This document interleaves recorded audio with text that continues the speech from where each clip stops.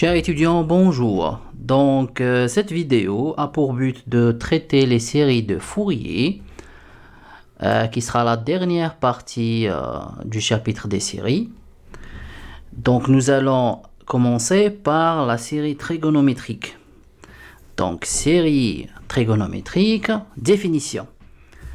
On appelle série trigonométrique toute série de la forme la somme de n égale à 0 jusqu'à l'infini, an cosinus n oméga x, bn sinus n oméga x, avec x appartenant à grand R, oméga strictement supérieur à 0, an et bn appartenant à R, pour toute petite n appartenant à grand N. Donc le terme général Sn qui est égal à an cosinus n oméga x, plus b sinus n oméga x, de la série trigonométrique est périodique et de période t qui est égale à 2pi sur n oméga. Si cette série converge vers Sx, la fonction Sx est périodique de période t est égal à 2pi sur oméga. Voilà. Donc on note que pour x appartenant à R, on a la majoration suivante. Donc on écrit la valeur absolue de an cosinus n oméga x plus bn sinus n oméga x est inférieur ou égal à an plus bn. Parce que la valeur maximale que peut prendre cosinus et sinus, c'est 1. Donc cette majoration est correcte. Et on déduit alors le résultat suivant. Si les séries numériques, la somme de n égale à 0 jusqu'à l'infini de an et la somme de n égale à 0 jusqu'à plus l'infini de bn convergent, alors la série trigonométrique, celle-là, est une série trigonométrique convergente. Donc on dit qu'elle converge absolument. Bien sûr, on a pris la valeur absolue ici.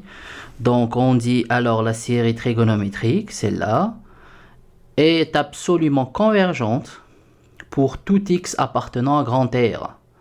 Et la fonction somme est continue sur grand R. Prenons un exemple. Donc je considère la série, la somme de n égale à 1 jusqu'à l'infini cosinus n oméga x sur n au carré. Donc, alors, nous avons la série, notre série s'écrit k égale à 0 jusqu'à l'infini de an cosinus n oméga x plus bn sinus n oméga x. Et notre série, elle s'écrit n est égal à 1 jusqu'à l'infini de cosinus n oméga x 1 sur n au carré plus 0 sinus n oméga x. Donc an, ça sera 1 sur n au carré et bn est nul. Donc alors, la majoration est correcte et on a, si tu prends la valeur absolue de tout ça, tu auras quoi? Ça, c'est inférieur à quoi? À la somme de an plus bn. Et donc, ça sera la somme de 1 sur n au carré, puisque bn égale à 0. Mais cette série, on la connaît bien, elle est convergente. Donc, on dit, or, la somme de 1 est égal à 1 jusqu'à l'infini 1 sur n au carré est une série de Riemann qui est convergente. Donc, qu'est-ce qu'on dit? On dit alors, dans ce cas-là, cette somme est convergente, mais absolument. Absolument. Donc, proposition. Si les suites numériques an et bn sont positives et décroissantes vers 0, alors la série trigonométrique est convergente pour tout x différent de kpi sur oméga. Voilà. Donc maintenant, on doit passer au calcul des coefficients de la série trigonométrique. Donc là, il nous faut an et bn pour pouvoir déterminer la série. Donc je vous donne directement le résultat, donc la conclusion. Donc on dit En conclusion, vous avez deux conventions. La première convention, elle s'écrit sous cette forme. Donc A0 s'écrit comme 1 sur t, l'intégrale de alpha jusqu'à alpha plus t. Donc t c'est la période. Donc alpha c'est la valeur initiale de l'intervalle. Sx dx. An 2 sur t. Donc Sx cosinus n oméga x. Donc Bn est égal à 2 sur t, l'intégrale Sx sinus n oméga x dx. Si vous voulez homogénéiser les expressions, là vous pouvez remarquer que ici A0 commence par 1 sur t, alors que le An et le Bn commencent par 2 sur t. Vous pouvez passer de cette écriture à celle-là, mais il ne faut pas oublier que lorsque vous remplacez dans la série, il faut diviser le A0 par 2. D'accord? Donc ici, nous avons 1 sur t, et là, nous avons 2 sur t. Donc, ce sera les mêmes écritures, donc les mêmes expressions, sauf que là, lorsqu'on écrit la série, eh bien, au lieu de diviser, ou bien au lieu de laisser le A0, donc on le divise par 2. Très bien. Donc, corollaire, si la fonction S est de période t est égal à 2pi, et donc si là nous avons oméga est égal à 2pi sur t, si t est égal à 2pi, donc oméga est égal à 1. Donc si tu prends t est égal à 2pi, alors oméga est égal à 1. Alors, A0 est égal à 1 sur 2pi, l'intégrale de moins pi à pi, Sx dx, et de même pour les autres expressions de An et Bn. Maintenant, développement d'une série de Fourier. Soit f une fonction périodique de période t, intégrable sur tout intervalle fermé de R. Définition. Donc on appelle une série de Fourier associée à f, à une fonction f, la série trigonométrique qui s'écrit sous cette forme. Hein, d'accord? Donc A0 plus la somme, etc. Les coefficients sont donnés comme ça. Donc A0 est égal à 1 sur t, l'intégrale de alpha à alpha plus t. Donc c'est la même chose. Donc lorsqu'on écrit A0 plus la somme de k est égal à 1 à plus l'infini à n cosinus n oméga x plus bn sinus n oméga x. Le A0, ce n'est que 1 sur t, l'intégrale alpha plus t de f de x dx. An, c'est 2 sur t, ce n'est pas 1 sur t, c'est 2 sur t, alpha plus t, f de x cosinus n oméga x dx. Et Bn est égal à 2 sur t, alpha plus t, f de x, sinus n oméga x dx. Là, je peux multiplier A0 par 2 et dans la série, je le divise par 2. Donc ça c'est correct aussi. Donc si, remarque, si la fonction f de x est paire, donc f moins x, ce n'est que f de x, ou bien impair, f de moins x est égal à moins f de x, nous avons des cas particuliers. Si f est paire, on a bn égale à 0. Si f est paire, ça égale à 0. Si f est impair, donc bn égale à 0. Si f est impair, donc c'est an qui est égal à 0, donc a0 aussi égale à 0. Donc a0 égale à 0, an égale à 0, et bn, ça s'écrit sous cette forme. D'accord? Vous pouvez appliquer la règle, hein, pas de problème. Prenons un exemple. Il n'y a pas mieux qu'un exemple. Prenons un exemple. Déterminer la série de Fourier associée à la fonction périodique.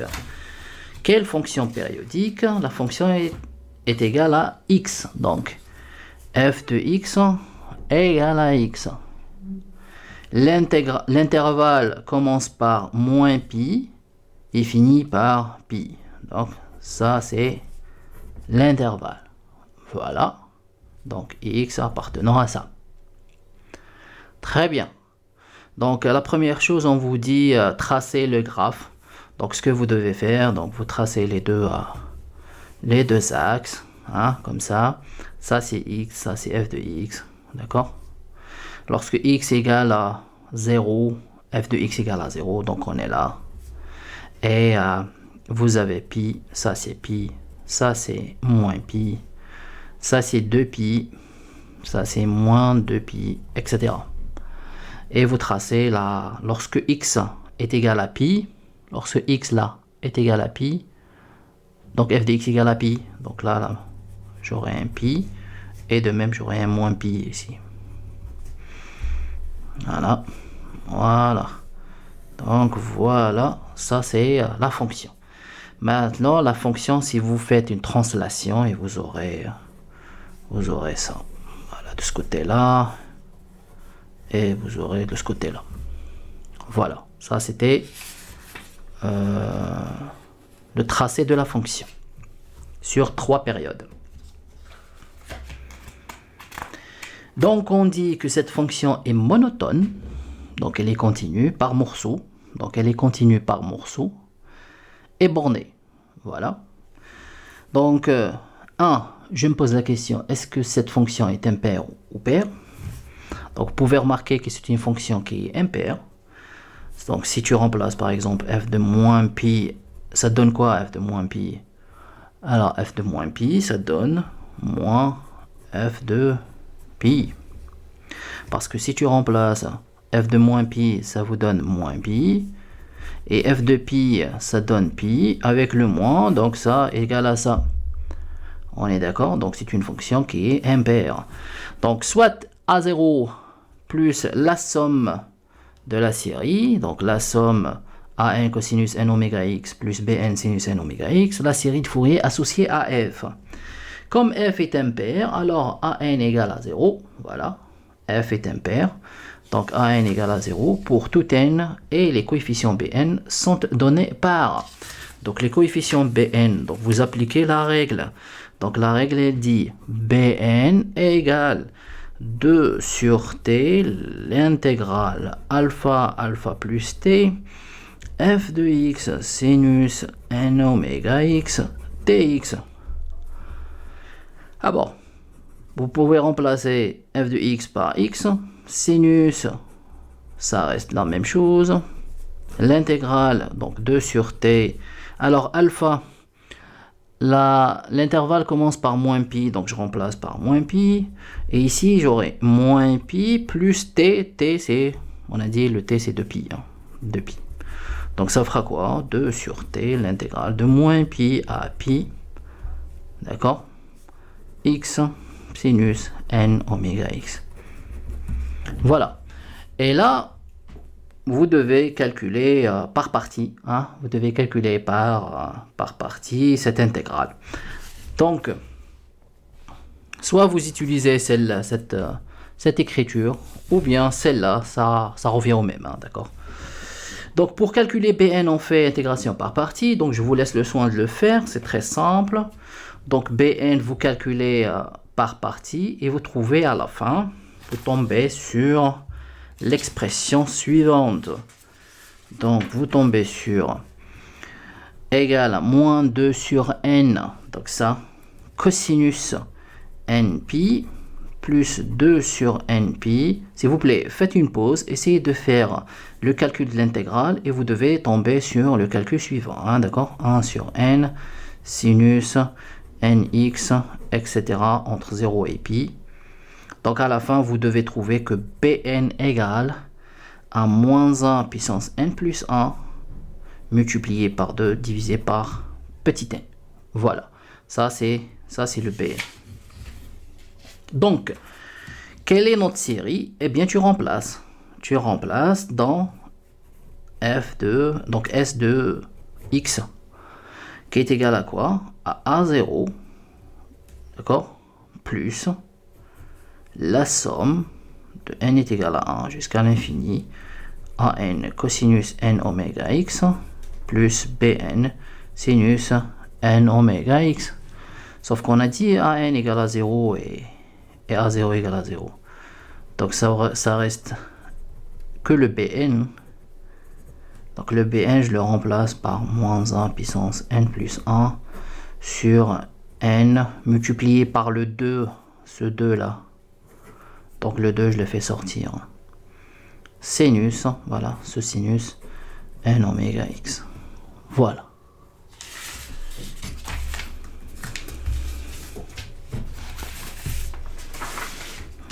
Alors, problème maintenant. Problème. Étant donné une fonction périodique f, on se demande pour quelles conditions imposées à f, quelles sont les conditions que doit vérifier la fonction f de x, pour à la fin on aura f de x est égal à la série trigonométrique. Donc la réponse doit faire appel au théorème de Dirichlet. Donc selon Dirichlet, on dit soit une fonction f périodique de période t est égal à 2pi sur oméga et qui vérifie deux conditions.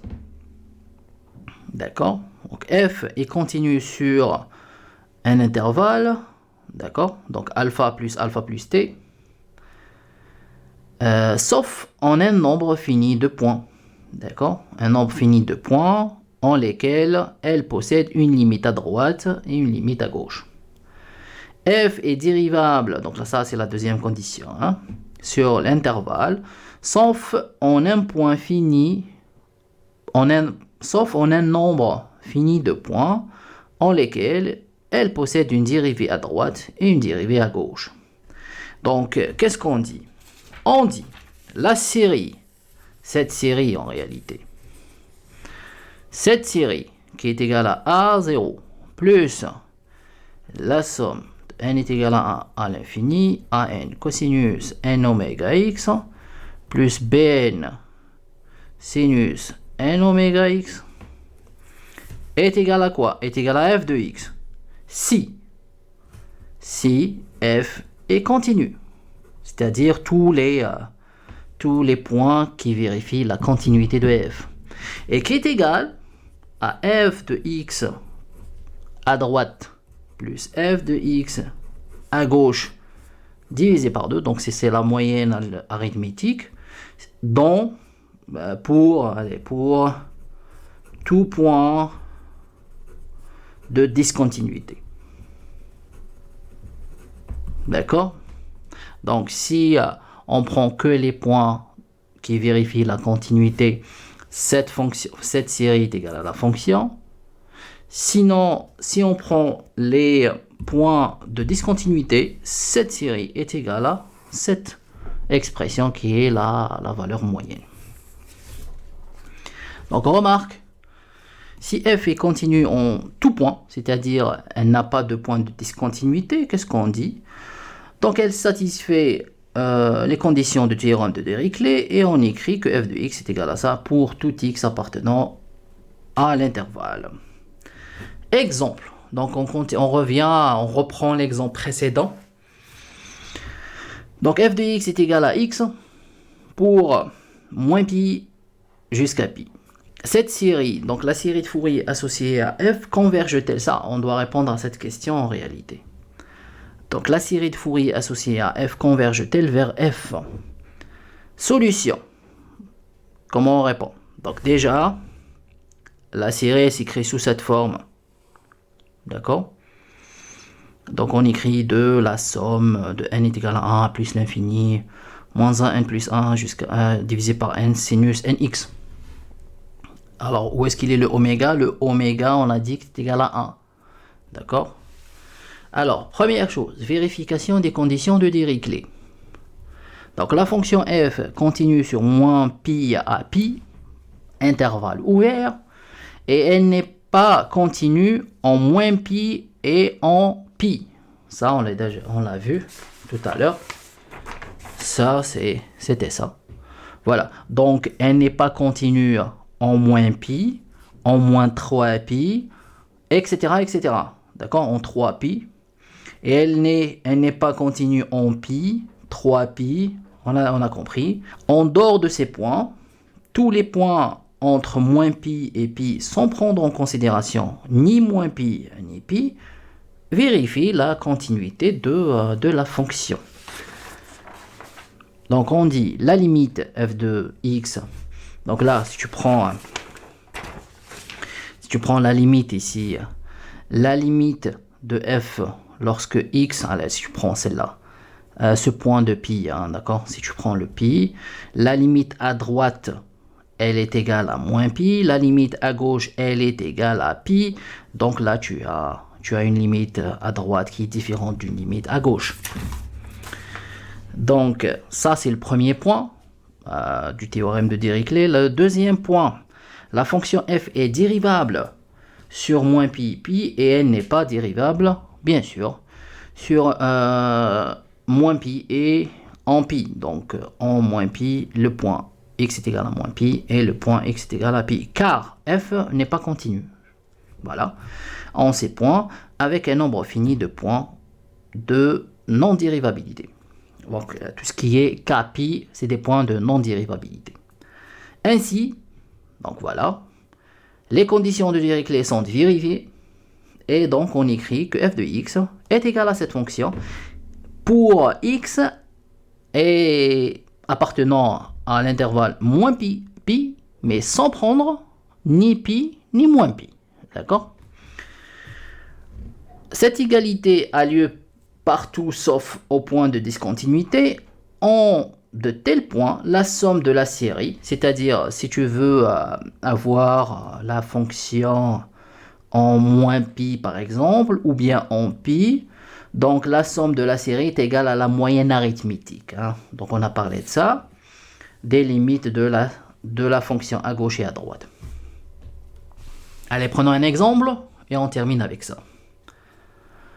Alors, on se donne la fonction périodique de période de pi, voilà, donc de période de pi, c'est-à-dire oméga est égal à 1, et f de x est égal à moins x, lorsque x est compris entre moins pi et 0, et f de x est égal à x si x est compris entre 0 et pi. Voilà, très bien. La fonction f est définie par f de x, c'est la valeur absolue de ix, dans l'intervalle moins pi à pi. Donc la fonction, on la trace, donc vous pouvez la tracer, c'est très simple. Bon, j'ai tracé là, sur 3 périodes. Donc la fonction continue est monotone, et donc elle est continue par morceaux et bornée. Donc elle admet donc un développement de série de Fourier. F est périodique de période t est égal à 2pi, alors oméga est égal à 1, déterminant les coefficients de Fourier. Alors, pour les coefficients de Fourier, puisque f est une fonction paire, hein, la fonction est une fonction paire, donc Bn égale à 0. Pour toute n, petit n est égal à petit n de 1 jusqu'à n, enfin petit n est égal à 1, 2, etc. De plus, on a A0 est égal à 2 sur t. De 0, on écrit, bon, vous appliquez la règle, hein, c'est tout. Donc, 2 sur t, l'intégrale de 0 à t sur 2, f de x dx. Donc, on écrit A0 égale à 2 sur t, l'intégrale de alpha plus t, f de x dx. Très bien. Donc A0 est égal à 2 sur t, l'intégrale. On a dit que l'intervalle commence par moins pi, donc ça sera moins pi. Donc c'est ça, c'est moins pi. Donc l'intégrale c'est de moins pi à moins pi plus 2pi, f de x dx. Donc ça fera 2 sur 2pi, moins pi jusqu'à pi, f de x dx. Et là, tu dois diviser parce que tu as deux points f de x. Elle prend la valeur de moins x et elle prend la valeur de x. Donc si je me rappelle bien, c'était, voilà, c'est moins x pour l'intervalle. Voilà, donc pour x moins pi, voilà, et x pour, voilà, donc là c'est 0, donc on enlève ça, et puis, donc là,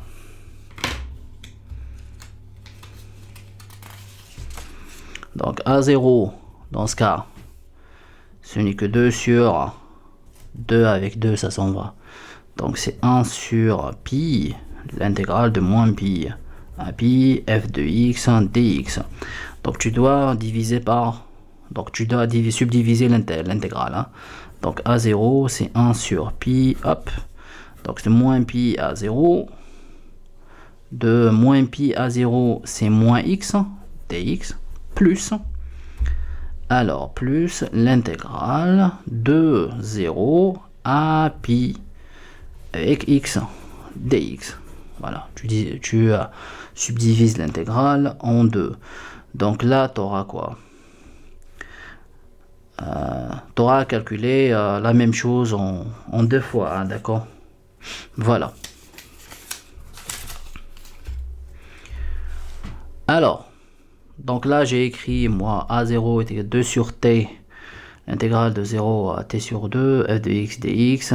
J'ai calculé, j'ai trouvé, c'est p sur 2. Donc, s'il vous plaît, essayez de le faire. Hein, essayez de le faire.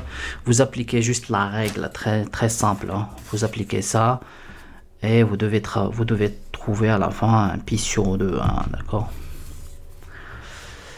Alors, pour AN maintenant, donc aussi vous pouvez appliquer cette expression, ou bien cette règle, ou bien vous revenez à la règle générale, donc ça c'est la même chose. Donc vous remplacez f de x par x et vous faites une intégration par partie. Et à la fin vous devez tomber sur ça, donc 2 sur pi n au carré, alors moins 1 puissance n, moins 1, et qui est égal à 0. Si tu prends le n prend les valeurs paires, donc ça te donne 0, parce que tout n pair ici, tu auras un 1 moins 1, ça donne toujours 0. Si n est impair, tu auras un moins 1 et un autre moins 1, ça fera moins 2. Moins 2 fois 2, ça fera moins 4. Et tu tombes sur cette expression. Tu remplaces dans la série, tu tombes sur ça. Ça, c'est la fonction. Très bien. Donc, remarque, si tu poses le x là, si tu poses le x égal à 0, d'accord? Donc, le cosinus, ça donne 1. Et tu auras cette expression, donc cette somme, est égale à pi au carré sur 8. D'accord? Essaye de le faire, c'est très simple. Et si tu veux calculer la somme de 1 sur n au carré, de toute façon, je vais revenir sur le calcul en détail lorsque je traite les exercices de TD. Donc la somme de n est égal à 1 jusqu'à l'infini de 1 sur n au carré. Donc ce sera la somme. Alors le n, on a dit, on peut l'écrire. Donc n, le n, ça peut donner 2k plus 1, donc tous les nombres impairs, et 2k tous les nombres pairs. Donc la somme de 1 sur n au carré est égale à la somme de tous les nombres pairs plus la somme de tous les nombres impairs. D'accord? Très bien. Là, si je commence par 1, là, je commence par quoi? Si tu remplaces, là, ça donne 1, le n, ça. Donc, si n commence par 1, le k doit commencer par 0 ici. Parce que si tu remplaces le k par 0 ici, tu auras le n est égal à 1. Pourquoi? Parce que n est égal à 2k plus 1. Et n, si ça est égal à 1, donc ça doit être égal à 0. Et ici, ça, le k commence par 1. Voilà. Donc, j'ai utilisé le p au lieu de k, mais c'est pas grave. Donc, Cette égalité est correcte. Et on a dit que celle-là, ce n'est que p au carré sur 8 plus 1 sur 4, la somme, mais 2pi puissance 2, somme de ça. Donc on aura quoi? On aura la somme de 1 sur n au carré. D'accord? Voilà, donc il nous reste juste l'égalité de Parseval. Donc théorème, si f est une fonction réelle périodique de période t, telle que f de x égale à celle-là, alors qu'est-ce qu'il dit Parseval? Il dit 1 sur t, l'intégrale de alpha plus t, f au carré, donc c'est le carré de la fonction dx, ce n'est que quoi? Ce n'est que a0 au carré plus 1 demi de la somme de an, donc juste les coefficients au carré, donc la somme des deux coefficients au carré. Voilà, c'était tout pour cette vidéo. Donc dans la prochaine vidéo, je vais traiter des exercices de la série de Fourier. Merci.